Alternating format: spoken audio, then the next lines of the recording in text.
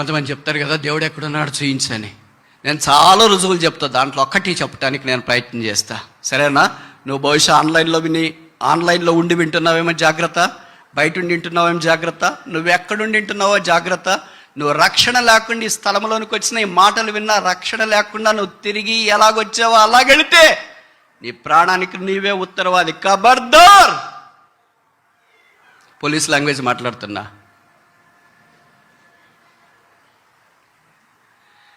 ఉదాహరణకి చూడండి, చిన్నపిల్లలు క్రయాంతో గోడల మీద గీస్తారు కదా, అది గీస్తే మనం తిరిగి సున్నం వేస్తే గీతలు పోతాయి. ఆ చొక్క మీద గీతలు, పెన్ను గీతలు పడ్డాయి అనుకోండి, దీనికి ఏదో ఉతికితే దీని మీద గీతలు పోతాయి. ముఖం మీద ఏదో గీతలు పడినాయి, కందెన అది ఇది, దానికి ఏదో మనం వేసుకుంటే పోతాయి.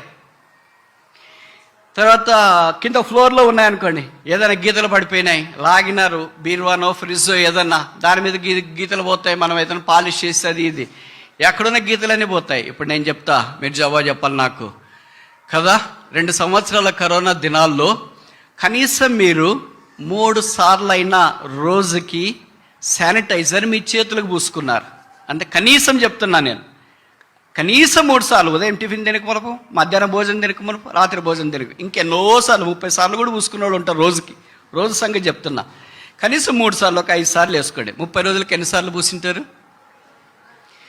150 సార్లు. 5 3 15, 5 సార్లు అనుకోండి రోజుకి. 30 రోజులకి 150.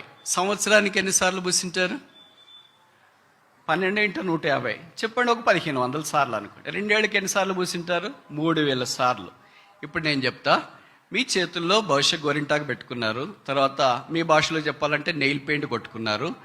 3000 సార్లు దీనికి శానిటైజర్ పూస్తే ఉంటుందా ఊడుతుందా? మీ గోరంటాకు కానీ నెయిల్ పాలిష్ కానీ ఉంటుందే పోద్దా? ఇక్కడ గోడకు కూడా 3000 సార్లు కొడితే పెయింట్ ఉంటుందే పోద్దా?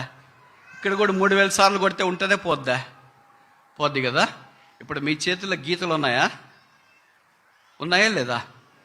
3000 సార్లు మీరు ఈ గీతల మీద కొట్టి రుద్దినారు.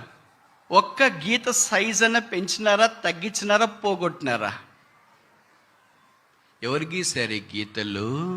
పిల్లలా, సేవకులా, క్లాస్మేట్సా, ఫ్రెండ్సా, న్యాచురల్సా, క్లోలిక్సా? ఎవరు గీసారు ఈ గీతలు? చూట వేసుకునింది పోయింది, గొరంటాకు పెట్టిన గీతలు పోయినాయి, నెయిల్ పాయింట్ కొట్టిన గీతలు పోయినాయి. దేవుడు రాసిన గీతలు చేతుల్లోనే మిగిలిపోయాయి. నీ చేతులే దేవుడున్నాడని తెలియచేయటానికి నిలువెత్తటి సాక్ష్యాలు. ఇంతకంటే దేవుడున్నాడని తెలియచేయటానికి ఇంకేం సాక్ష్యం కావాలి చెప్పో? నీకు చేతులున్నాయా? చూసుకో. ఒక్కటన్నా మార్చుకోగలిగినావా? 3000 సార్లు నువ్వు కనీసం 2 సంవత్సరాల్లో శానిటైజర్ కొట్టుకుంటే ఒక్క గీతనైనా నువ్వు మార్చగలిగావా?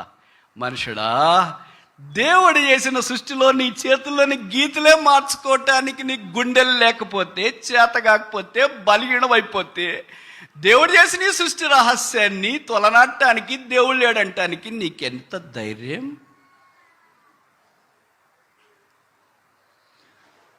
క్రైస్తవ పేరు పెట్టుకొని, క్రైస్తవ తల్లిదండ్రులు కలిగి ఉంది, క్రైస్తవుని చెప్పుకుంటూ ఇలాంటి సామాన్యమైన జీవితం జీవించడానికి తీర్మానం చేసుకోవద్దు.